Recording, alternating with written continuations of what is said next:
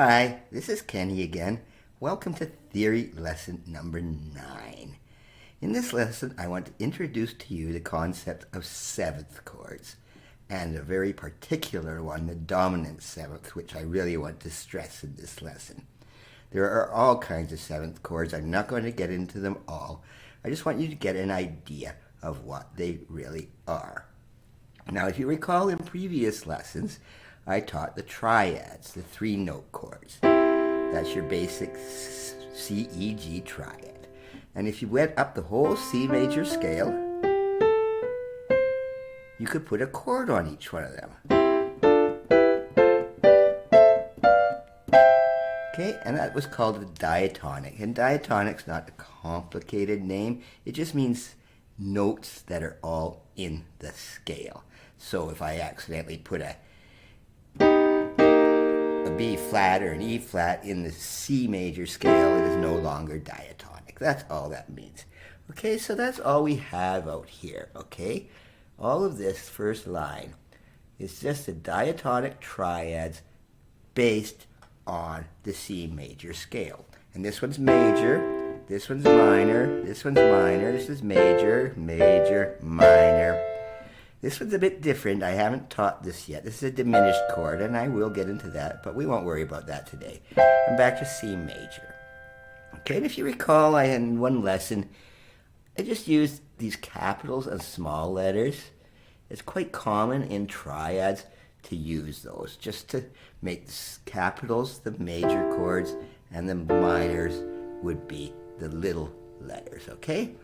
Now, to go to the concept of the seventh, though, which is what this lesson is all about.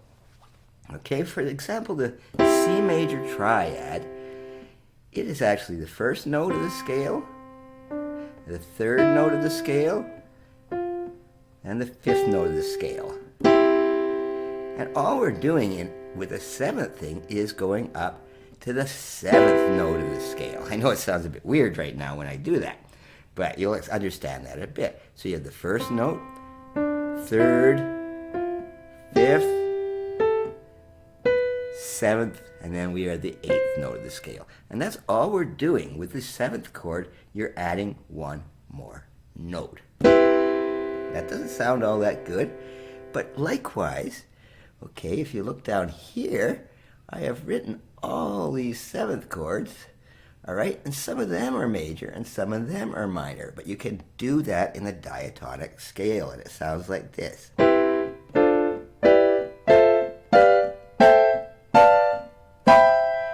Okay, not too really nice sounding that then. That's a major seventh chord, okay? And what a seventh is, if you're taking the ear training and stuff, the seventh is just this interval. 7 notes up. It's really an ugly sound. But you don't usually have to count up 7. That's 7 up in the same scale. The easiest way to go is go up an octave and go down 1. All right? And you'll find that 7th. And that's a major 7th and the major 7th chord. And that is a C major 7th. And why it's called a C major is you still on the bottom have that C major chord, and you have a major 7th on here. But there are other things called minor 7ths, okay? And it sounds like this. All right? And it's quite different than this. And you can just count that up again, 7, and go down, or just go up an octave and go down 2 semitones, and you'll find the minor 7th chord. And this is what is called a C major 7th chord, but it's a minor 7th. But this one is so commonly used that it's usually called the C 7th chord, and I will try to make that a little clearer. Now, in this diatonic system here, if you look at this, I've written C major 7th, D minor 7th. I've actually put letters in. It makes it a little clearer. Because what the 7th is, that major 7th is actually referring to the fact you've got a major 7th in here, but when you go up to the D one, you've actually got a minor 7th there. And with the E one, okay, in here, you have a minor 7th. And then the F major 7th, it's a major seventh. And here's the one that I really want to stress. That G major seventh here. And if you could see, I've put something quite different. I put the words D-O-M. And that means the G dominant seventh. And that takes a little bit of explaining. The dominant is the fifth note of the scale. The C would be the tonic note. It's the first note of the scale. So you go up 5. That's called the dominant. So the dominant chord would be G. The tonic chord would be C. All right? So the tonic seventh chord is actually a major one. But this one, the G dominant one, is actually a minor seventh there. All right? It is not a major seventh, even though it's a major chord there. So as you go up to the G and down 2 semitones, you'll find that seventh. It's a minor seventh, but we don't call it a minor seventh. We call it the G dominant seventh chord. And this is why it is so important, okay? This is also a minor seventh chord. This is a D minor seventh. It's actually a quite nice sounding thing, right? And so is the minor sevenths sound a lot better than the major sevenths sometimes, right? But the minors are okay. But this dominant seventh is so important for a reason. This is the G, B, D, F. Okay, I think I mentioned, all right, the G chords, the dominant going to the tonic. It resolves so much. It really wants to go from the G to the C. But with this G dominant seventh, it even wants to go there even harder. It went, all right?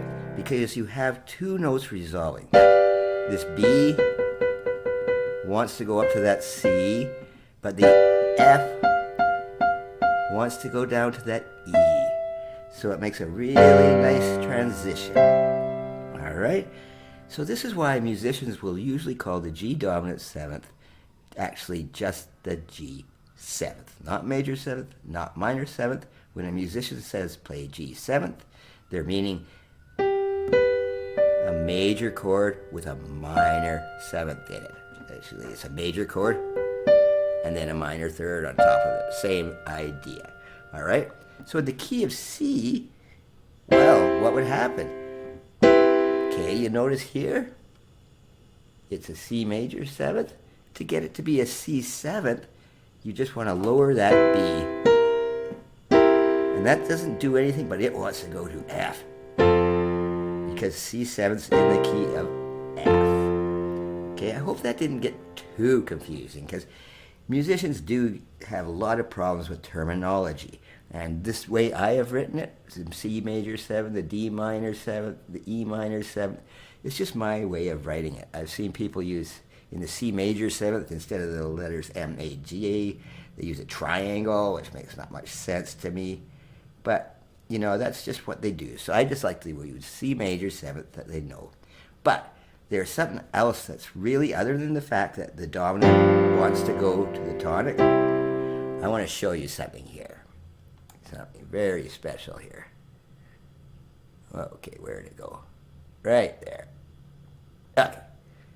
I've put a C7th there. All right. An F7th there. And then a G7th. Now, there's a reason I did this. Okay, because I'm going to be teaching a lesson on the blues. And the blues is made strictly of 7th chords, believe it or not.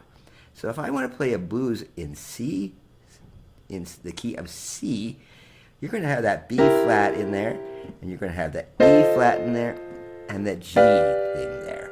All right? And what's weird about this, anyone, I'm going to call this lesson, anyone can write the blues. Not that everyone can. You know, there's great blues writers and bad ones. But just using those 3 chords,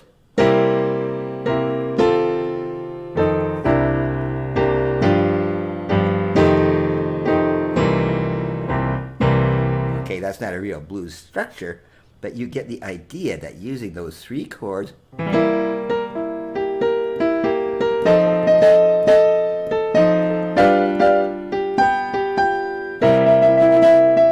using those 3 7th chords, you can write a blues song. And it's quite common in all types of music, the seventh chord. But the main thing I want you to understand, there are many types of seventh, I've not even touched on them, is just this dominant seventh is so important, it is given the term the seventh chord. So in the key of C, it's just called G7 to C. All right? Hopefully that's not too confusing. This terminology is a bit weird, but we will get on to other types of sevenths, but that dominant seventh is so important. Thank you very much.